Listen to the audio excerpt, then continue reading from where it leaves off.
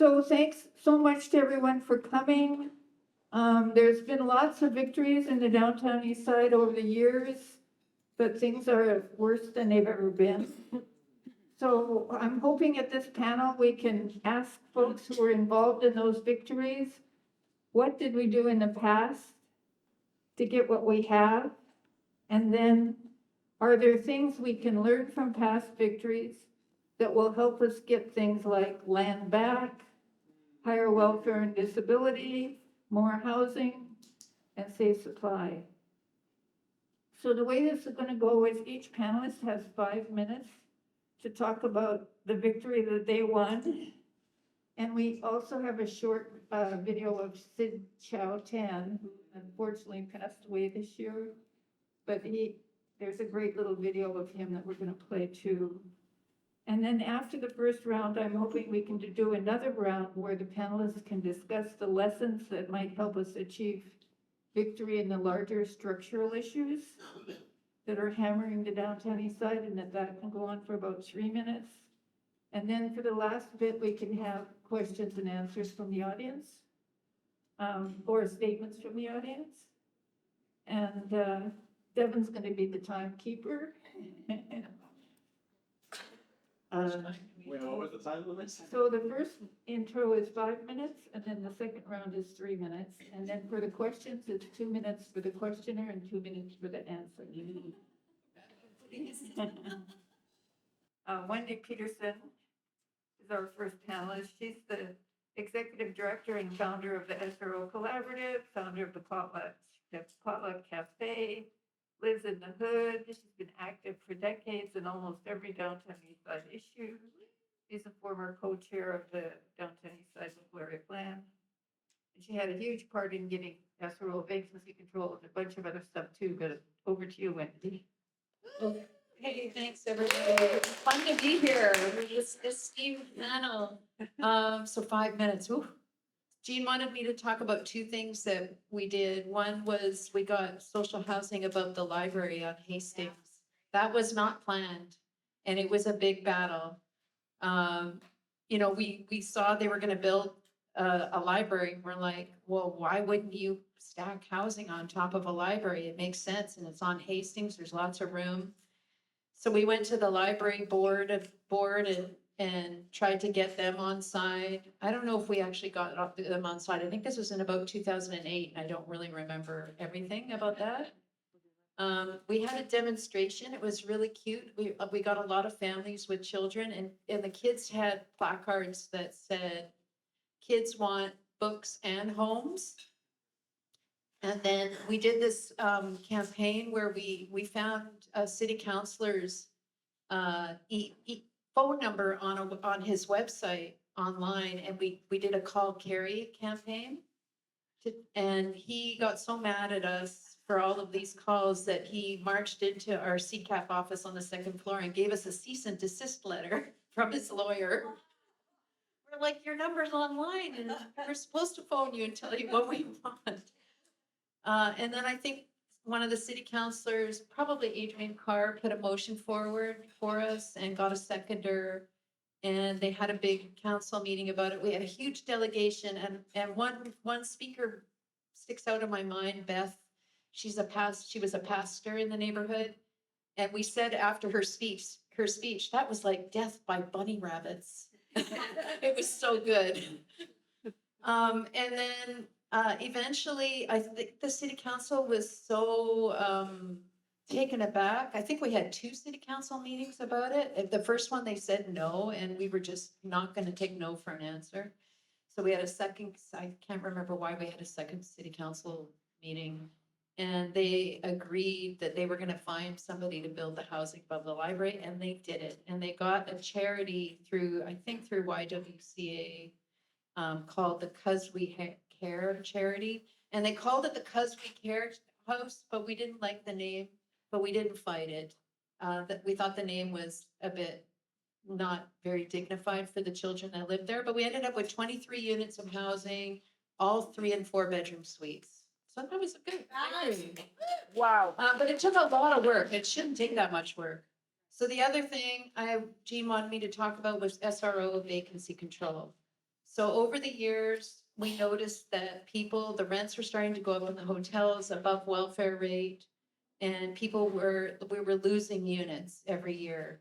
And when a tenant moved out, a new tenant moving in would pay a lot more rent, sometimes double or triple the amount of rent.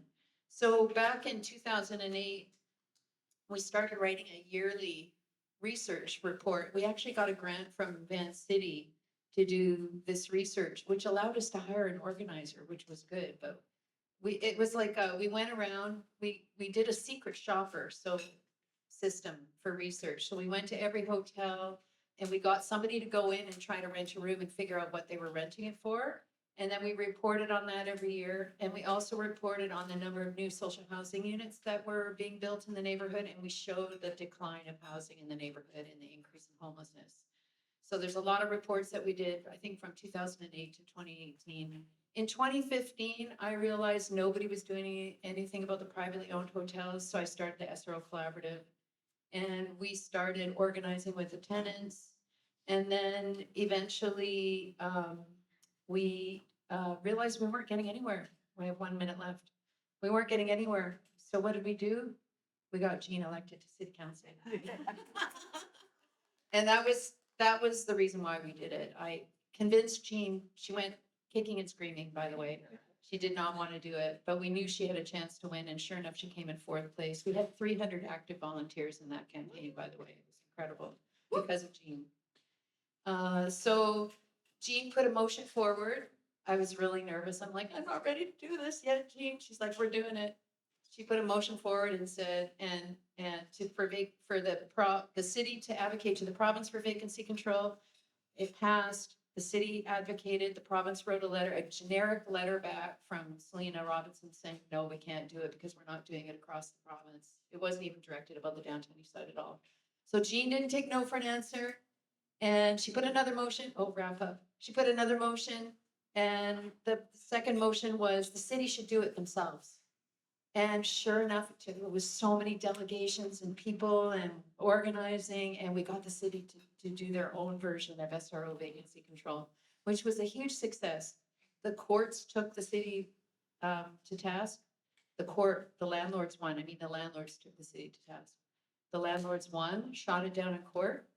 Lots of organizing behind the scenes. Eventually, we won, and we got the province to overturn the court decision in just this year, May of 2024. So now we have SRO vacancy control. So it's going to tampen down on the rents in the SROs. So that's it. I tried to wrap up as quickly as I could.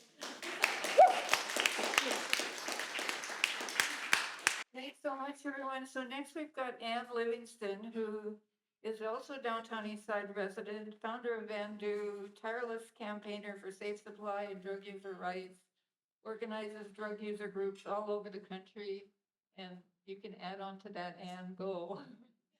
Hi, I was focusing my talk on how we got Insite, and it was done with the principles of organizing for me is never ask permission. You go ahead and do things, and then you bounce the ball into their court. You get to see whether they're going to arrest you or I don't know, whatever it is they're going to do. And the other thing is that the basis of all kind of organizing is based on citizenship. So what is just, what is right? And if people are dying and we need to get a place for people to use drugs because there's so much public drug use. And you got to realize Insite came in when the AIDS rate was extremely high and hepatitis C rate, and overdose was high just before that. And overdose is always a problem, but it's not like it is now. Overdose is so dominant because it's smoking, and you'll see less HIV and less Hep C. I haven't checked the numbers, but that's my hunch because people are smoking their drugs and not injecting their drugs. So in terms of the victory of it, it was a very important medical facility. And it was done first as a study. I think my hypothesis is this: we used to fight with the Portland Hotel Society all the time, the drug user group.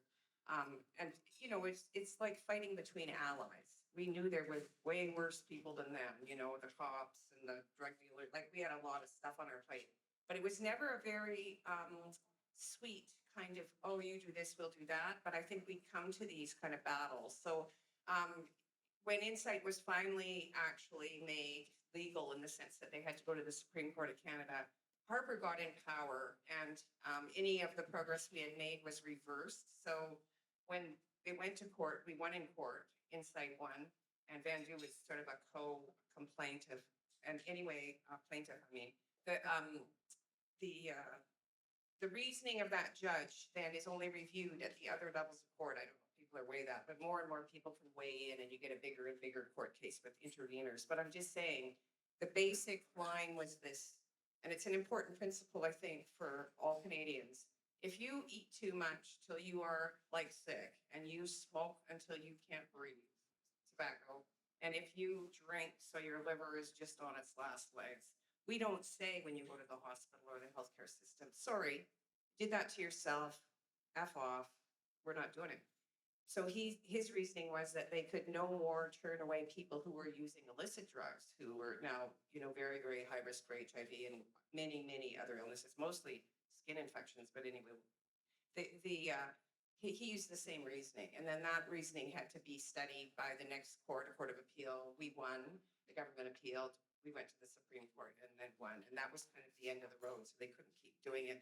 What they did is revenge, though, the federal government, was they made the requirements for opening an overdose prevention site or an injection site or a supervised consumption site. They have a lot of names. So onerous that it made it so none opened for a long, long time. And then you got to realize there was no other sites that opened, legally sanctioned in Canada until we stood in the alley in 2016. And that was the first expansion of anything for using drugs in a safe way. And the other thing I wanted to stress is if you are a volunteer, you can't be fired. And that's an important principle. And it's a very important thing for an activist to know. You also can't get a mixed suit or a slap suit because you don't own anything. So in a way, people who have the least or have the most strategic way of making changes because they don't have to worry. I mean, you should worry about child protection a little bit if you have children. And the other thing is to be constantly proximate to the problem. If you're, and that means you're nearby, that means you say, who's affected by this? You organize the drug users. Who's likely to die? It's their lives. They should design it. They should talk about it, and they should fight for it. Often they don't have the same instinct, even in 25 foster homes, juvie followed by jail, and now you're out on the street and Livingston's telling you have rights. Like, fuck off. You know what I mean? They're just going to law. So, but there's a kind of persistent understanding of what citizenship, and that's what you're teaching in that organizing that you're doing is citizenship. There's a bit of politics involved, as Wendy said. Anytime you can do delegates anywhere, you go to every meeting. I just want to say there was a funny moment when the Gastown Residents Association guy goes, well, they're at every meeting. And I was like, yeah, they are. I mean, that's in the sense they were complaining because they all had jobs and couldn't get to every meeting. And I was like, well, someone called for a public meeting and we're your neighbors, so we're here. So that's, I just want to say I'm working in, if you don't do grassroots organizing, even when they make overdose prevention sites legal with a ministerial order, they will not open. So I'm working in Surrey and Nanaimo as a volunteer right now because they won't get anything unless you organize the drug users and create this huge uproar. I mean, you just open unsanctioned sites, you just keep going at the rate you can. Anyway, that's all I wanted to say. Wow.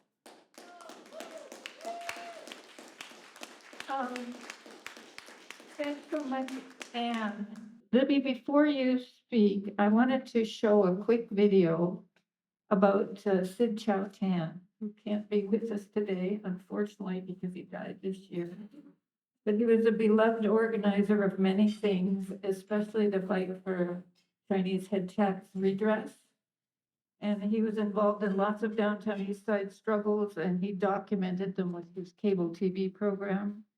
And Tuesday at 6:30, there's a whole Heart of the City event about Sid that should be really awesome. But we have this short video that we're going to show. Sid is up on the wall just to your shoulder there. Yeah, that's it. Hey, Libby, do you want to turn around? Yeah. didn't recognize you. Hi. It's me.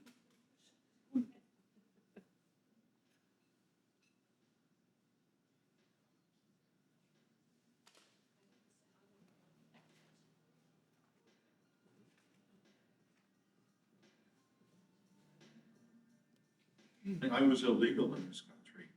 When I arrived in this country, I arrived as an illegal immigrant. But as I got older, I recognized that my adopted brother and I could be deported at any time. This after our family had been in North America since the advent of the California Gold Rush in 1849. And yet it is only my children who were born in 73 and 75 are the first in our family to be born in North America. That's after 100 years, 100 and some odd years. That tells you what exclusion and head tax and racist immigrant policies can do. And my grandparents suffered that. My grandmother and grandfather were separated for 25 years by a racist law. My grandfather paid a head tax, which was the equivalent of 2 houses when he came here. You could buy 2 houses for $500. As I got involved in these issues changed my life. I rearranged my life so I could continue to participate and if you want to call, sort of be one of the leaders in the movement. I became self-employed. I learned skills to be a media producer. I learned skills to be a community organizer. All these things I had to do when I got involved. So, you know, for young people, I would say that, you know, this is your world. You know, you're the future. Get involved, but get involved with the idea of contributing. And get involved when you have your bases covered. And when I say that, don't count on the movement or what you're getting into to provide your basics. The 2 campaigns that I put about 25, 30 years into is the Chinese Head Tax and Exclusion Redress campaign and also community television. I joined the redress campaign in '83 and community television in '86.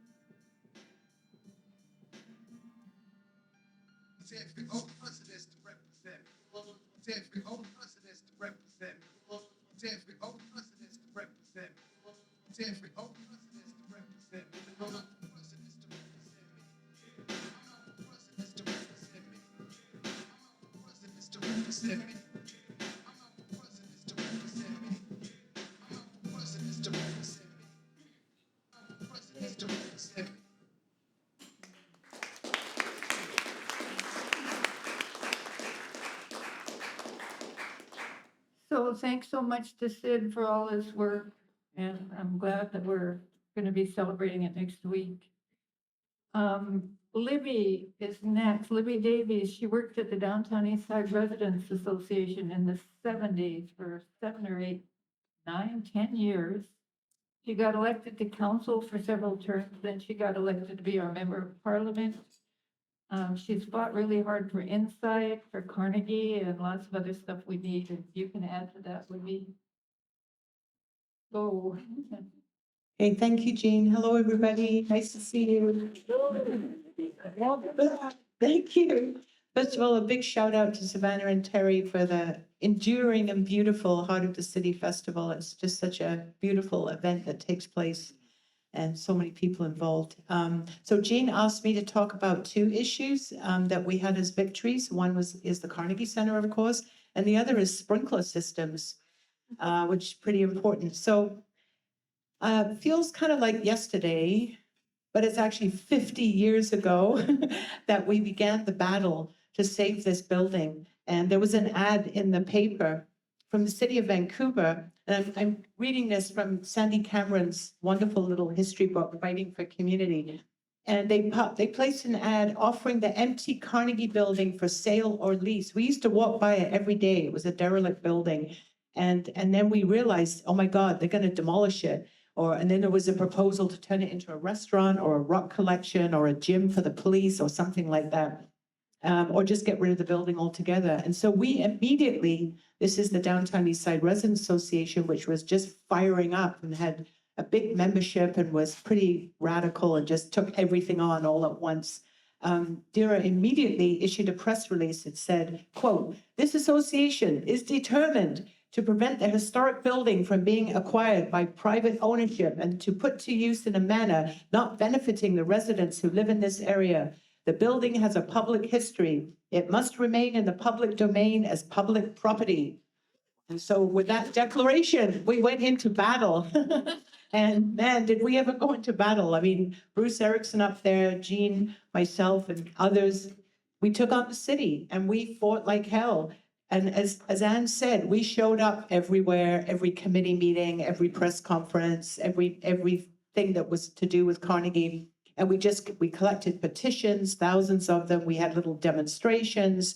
And finally, we convinced the city to put aside money to save the building. And this is where tactics become very important. And I'm sure we'll get into that later. But I remember the meeting. Well, first of all, it took 6 years to get this building. Okay, 6 years. That's how long the battle was. But the pivotal meeting was in this room. We convinced Harry Rankin, who was a crusty old left-wing city councillor, to hold the meeting in the building. So the city staff had to come in, they had to dust up all the cobwebs, they had to sweep the floors because it was like dark and musty and just full of decades of non-use. And Harry Rankin held the committee meeting and it changed the whole dynamic. It was like, oh my God, this is a beautiful building. It used to be a public library in 1906, and then it was Vancouver's museum. And just having the meeting, that critical meeting in this place kind of changed it, and we won the vote. I remember Jean wrote in our little newspaper, the Downtown East, she said, "Carnegie barrels ahead." And she used that headline because Ed Sweeney, who was an old NPA city councillor, and who used to own Sweeney's Barrels down in False Creek when it was still in industrial, he was the deciding vote. He was the 6th vote. So we thought, well, we better give the guy, a few kudos. And so Carnegie barrels ahead. But the battle to save the Carnegie was really a huge community effort. What we came back to over and over and over again was that every neighborhood in Vancouver had a library and a community center. There are 23 community centers, libraries. And of course, the Downtown East Side, which had always been seen as Skid Row, it was seen as a non-neighborhood, people who were just down and out. So we just reinforced that this neighborhood had the same right as any other neighborhood to have public space, community space, and a library. On the sprinklers, people were dying in fires every year, like 5 to 6 people a year in fires. And Bruce learned that the city had a fire bylaw to mandate sprinklers in the SROs that the city was not enforcing because the hotel owners were threatening to close down the hotels because they said it was too expensive. So we realized that they all had beer parlors, and if they didn't have the rooms, they couldn't have the Class A liquor license. So we used that to go back to the city and to say this bylaw has to be enforced. We didn't have the support of the fire chief, but the city council was listening to the slum landlords and to the big hotel owners, and people kept dying. I remember going to coroner's hearings right at Cordova in Maine, which is now the police museum, but it used to be the coroner's courthouse, and going to the inquests where people had died in fires. And so again, we went into battle. We went up to City Hall. We had demonstrations. And we kept insisting that the law be enforced. And we called the bluff of the slum landlords and said, if you don't upgrade and put in the sprinklers, then you're going to lose your liquor licenses. And of course, they didn't want that to happen because that was the profitable part of the business.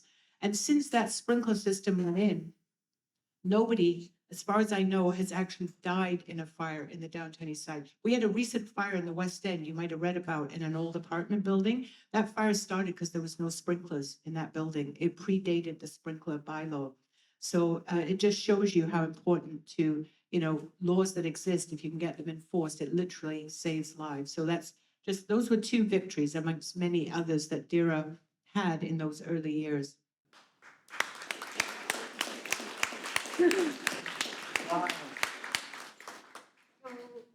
Thanks so much, Libby.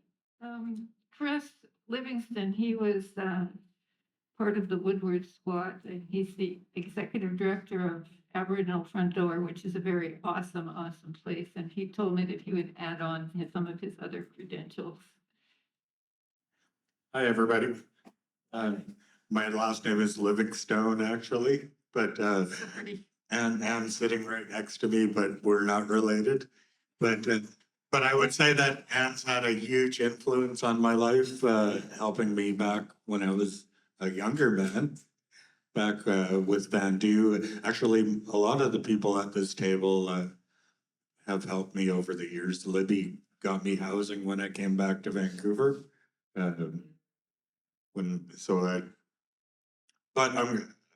It's like now to thinking about Victories and thinking about the Aboriginal Front Door Society and just First Nations culture in general.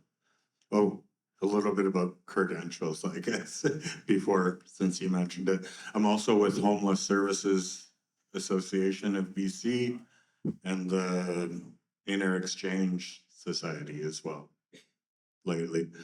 But you could find me across the street, kitty corner to the Carnegie. I'm there every day, Monday to Friday. And I think a good portion of my life has been to talk about First Nations culture and people on the street and what they need to in their lives to make it better. To do those things, I got involved with other groups such as like the Coalition of Progressive Electors, and I ran for Parks Board in the last municipal election. I'm sorry I didn't make it, but over 30,000 people did vote for me, so I'm hoping to get the nomination in the future as well. That's if we have a Parks Board. But about back to Victories.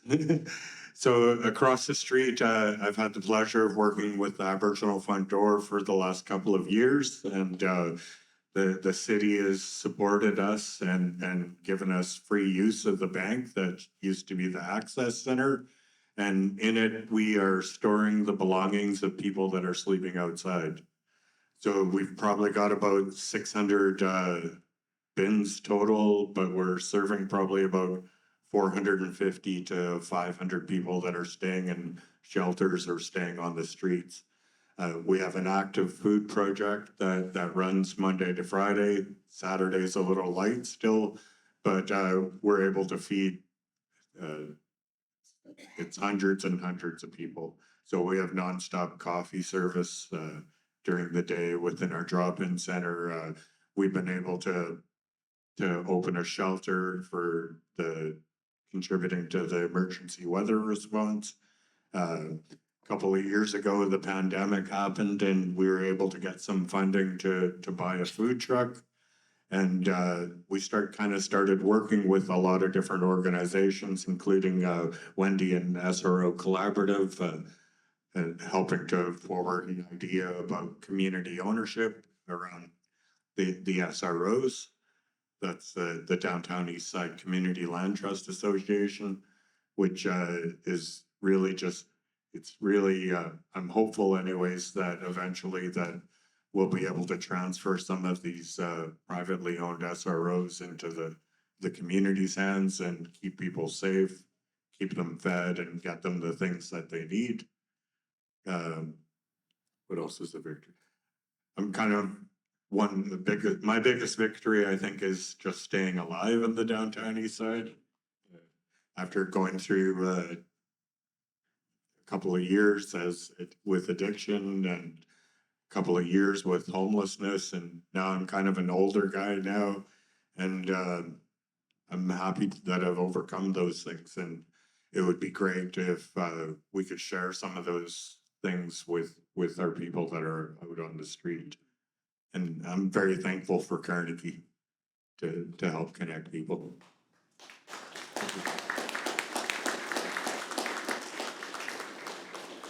Thanks so much, Chris. Phoenix Winter is next. She used to live at Bruce Erickson Place. She was on the board of Carnegie for over a decade. She worked with the Carnegie Action Project on almost every issue.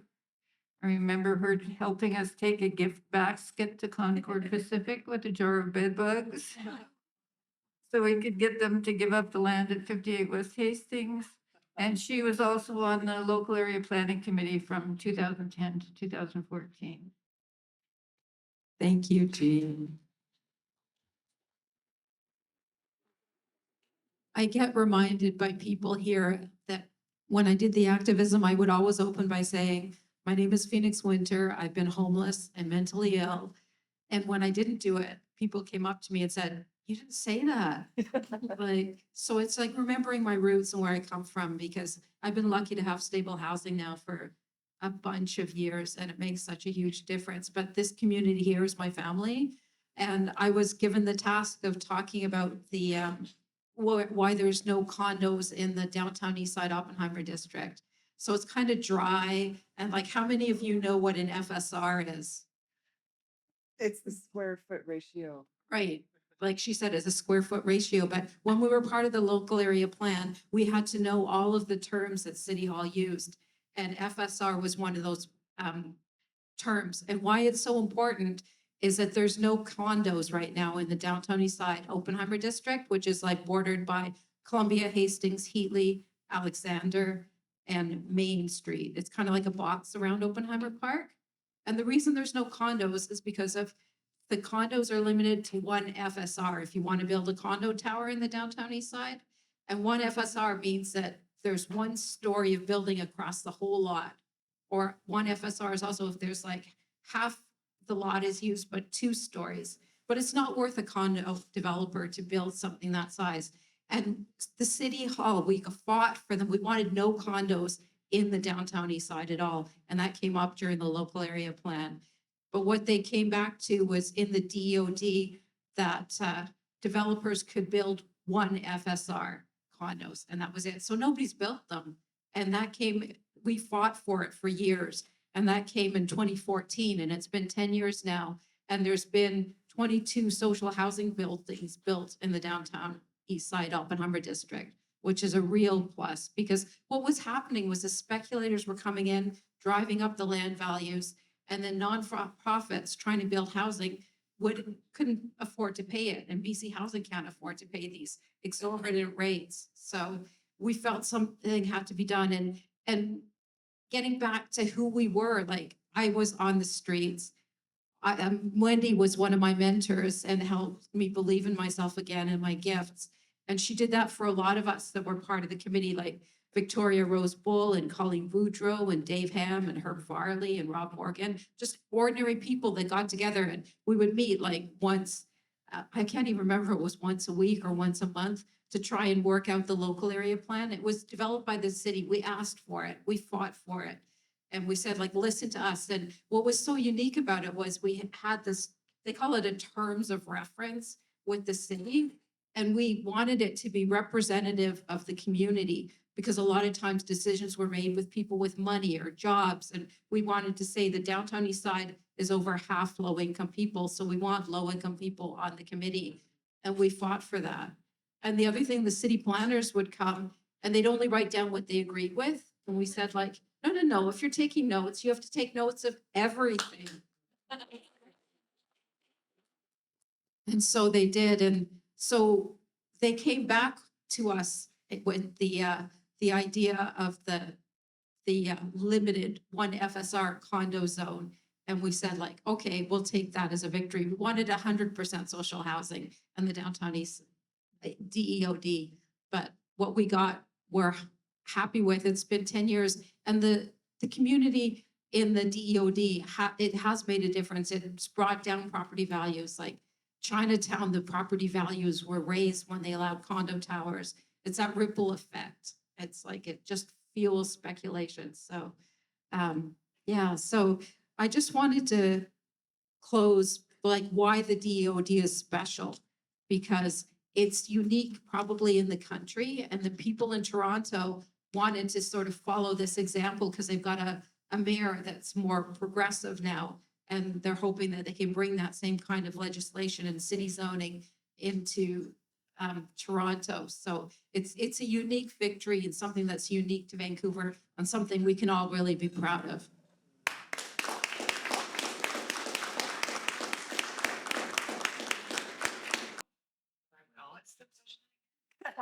Are there things we can learn from past victories? Yes. That will help us with more structural issues, like getting higher welfare rates, getting land back, getting more housing that people can afford, getting safe supply? Well, I have ideas about what works, and I'm able to articulate what worked for us. But Bud Osborne was someone I worked with Van Du, and then Insite and all that. So, but you got to realize he got quoted 25 times one year in the Vancouver Sun. There is no Vancouver Sun anymore. We don't have reporters. We have to actually completely strategically change the way we do public education. So people can't read about our struggles. You can't even get an article on Facebook. Like, it's absolutely working if they were trying to make sure we could tell each other things.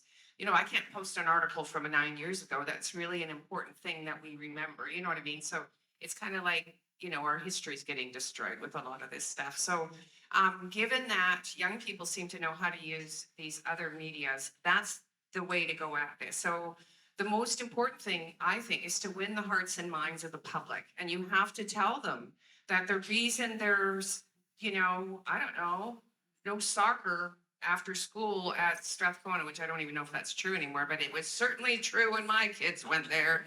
I'm driving to Britannia. Like, what the hell? Or taking the bus with 3 children. Like, I don't know if you've done that before. It's a special award for doing that. But, you know, this idea that we need to show people the relationship between the cost you're getting for saying, well, we don't feel safe, we want more police. Well, what's that actually doing? And this abandonment of children in the school system that produces people that are broken at the end of it. My son went to school with a couple of kids that are murdered now. And it's so interesting because I kept thinking, well, I had some friends that died, but they weren't murdered.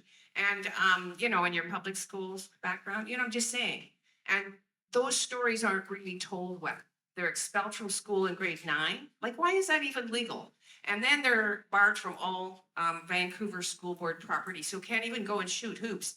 Well, they get recruited by someone who will employ them, and that would be in the drug trade. And anyway, that's one of it feeds into addiction. It feeds into all of this horror that we see. And yet, if you look at where the money's being put, it's not being invested in saying every kid in Canada deserves to grow up with an equal opportunity, which is what increased welfare rates, access to housing, and get the cops out of schools. Thanks.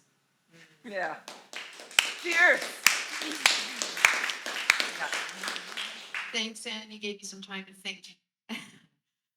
So I have 3 things that I want to say, 3 lessons. One of them is actually the one that Sid taught me that always resonates for me. He said when he started the head tax in Chinatown, the people in Chinatown used to spit on him.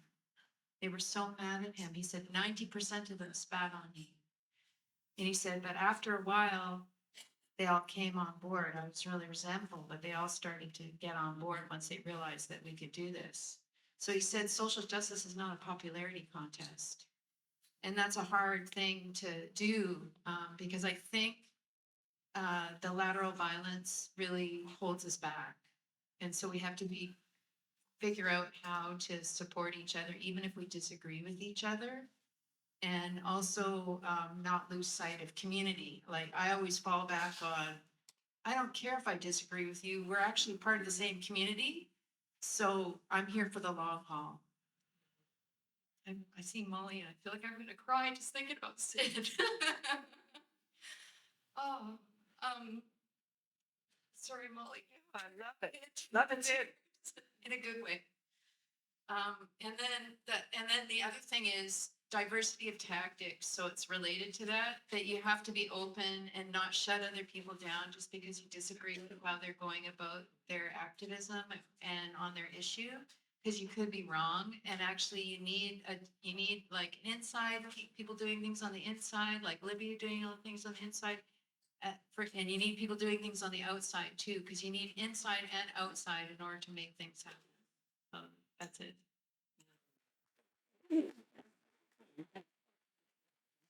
Well, thanks, Wendy. And just building on that, I first started working as an organizer in the downtown Eastside when I was 19.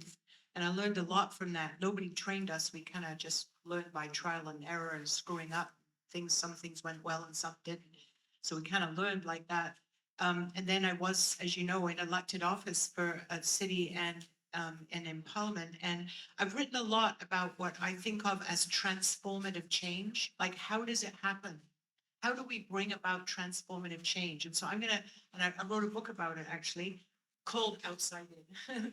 And I'm gonna dash through just things that I've learned. And I think one of the first things is, you know, we live in a really cynical world, like a very troubled world when you look at the genocide of what's happening in Gaza and how the people there are resisting and fighting back against the most unbelievable onslaught against their whole place. The first challenge is actually winning your own people, is convincing people that they can fight back and that there's a way that our voice has power. That's a really hard thing to do. And it takes almost like one-on-one of building people's confidence that they can fight back against the system and oppression and of things that they thought that they could never do. And so that's a really huge part of community organizing. I would agree with Wendy, the long haul, like this stuff does not happen in a week. Sometimes there's a tipping point and something does happen in a week, but often it's been years of like building and building and building alliances and a community base and a voice. And slowly, and then you get to that tipping point, and we could maybe get into that and talk about what some of those tipping points are. Building alliances with people that you wouldn't normally build alliances with, like bureaucrats, like finding out who your allies are on the inside as well as the outside. You have to have people on the inside, whether it's elected people, whether it's senior bureaucrats, people who know how the system works. You have to have those people, even quietly, working with you. Building relationships. To me, this is the most important lesson I ever learned in politics. You have to build relationships with people, even your adversaries, so that people trust you and you're authentic about what you're doing. Using your base, using the system. I talked about, you know, what we did at City Hall with the sprinkler system and the Carnegie, like using the law. Like find out what in the system you can use to your advantage, even though it's the same system that's being used against you. There are all kinds of gems and things in there that we can use to fight back against that system and to change it. Work at all levels, I agree. You know, like the lobbying is important, the campaigning is important, demonstrating on the street is important, building those relationships. And it's when you do all of those things together that change begins to take place. Telling real stories. I remember when PHS came to Ottawa about when Insite was under attack, and they put up on the fences just outside Parliament Hill a whole bunch of pictures of real people in the downtown east side who had died of overdoses, and they told the story about those people. So they took an issue that had been so screwed and so manipulated by, you know, Harper and others about what drug use is, about what drug users are, and they turned them into human stories of real people, and that actually began to make people relate to the issue on a different level that was very, very important. So I'll leave it there, and I'm sure we'll come back to it.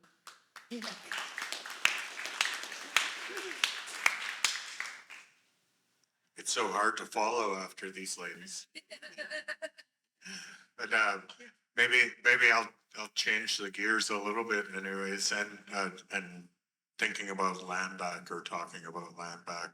So at every meeting that I go to, and I'm sure a lot of people go to, there's a land acknowledgement that happens. So for me, I think that's great, and I think it's a great reminder that there is a problem that's out there, and it exists. This town is full of inequities. So I do work with other people, and they remind me that we've been trying colonialism for about 400 or 500 years now, and we know that it doesn't work. So here in Vancouver, there's all kinds of places and spaces that are really underutilized, like churches or parking lots or parks or parking lots, or even the SkyTrain route that goes all the way through Vancouver. It would be great if we think about how we connect to these spaces and really make them available to the public and the people that are actually here. For me, land back is it means that something has yet to be reconciled. And I think that it would be great if there was like a national equity fund where we could look at how much equity is all throughout Canada, because you know they've got a number, and you know that they're willing to sell that stolen land. So it would be great if there was just an equity agreement that would create a new First Nations organization that could really be set out there to create that authority, or to be able to do the things that we need to be able to give us the money that we could buy land back from Canada, our own land. But and then and it's not just for First Nations people. I think that we're living in the city, and where we particularly are in the downtown east side is nobody's gonna really get the American dream, eh? You're not gonna get a house, you're not gonna have a good job, you're not gonna have equity like everybody wants. So to me, land back would be pulling those threads together and creating a new reality of what ownership is, which ownership is not so important. I think it's the connection and how we use the land will hopefully create more victories. Thank you.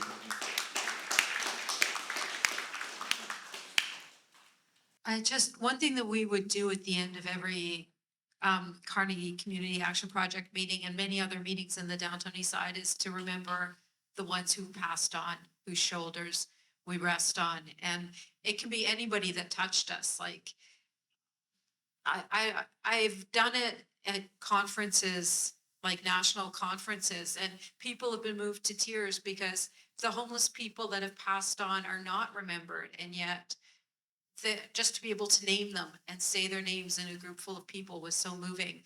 And so at the same time as I feel we need to remember our dead and all the guidance that they've given us and all the activism work that they've done, it's also thinking about the young people that come after us, because a lot of us doing this work have gray hairs, and there's young people out there, and they do talk about things in social media, but it's different when you're in that social media world than when you're down on the nitty gritty reality. And a lot of people down here don't have cell phones, or their cell phones are just for important things. Like there's a whole technological divide, and they say that it's the age of outrage. And so how can we channel that outrage into dealing with the issues that we need here in the downtown east side? And it's also young people are struggling trying to find housing themselves. And do you really want to tell them, well, you may end up homeless? Because I actually I was kicked out when I was 16, and I thought education was going to be my ticket out, but I got an education and it still didn't stop me from being homeless again. So how do I conduct myself so that the young people and the people that are hopefully going to come after and continue, hopefully they won't have to continue this work after us. Like, it'd be nice if there was a place where there was housing. And I mean, unfortunately, the reality with the changes in our earth right now, that there's going to be struggling, and maybe we who are used to struggling will do better, which is a horrible thing to say. But yeah, I think one of the examples I like to use about how people's views can change over time if you interact with them. Pete Fry, who's now a city councillor, was part of the local area planning process as well. And I don't know how he'd feel about me mentioning him, but when he came, he was part of the Strathcona Residents Association, and it was a very conservative group in the community. And over time, he started to speak, like now they have him speaking in the media about homelessness issues and about housing and things like that. We don't agree on everything, but it gave us a chance to see each other as human beings. And so sometimes you can build surprising allies. So I just want to say that. Thanks so much, Phoenix and everyone. My hand is sore. I've been taking notes the old-fashioned way. But I think that was a remarkable list of things that we can do. I want to write a do-it-yourself activism guide based on what everybody said.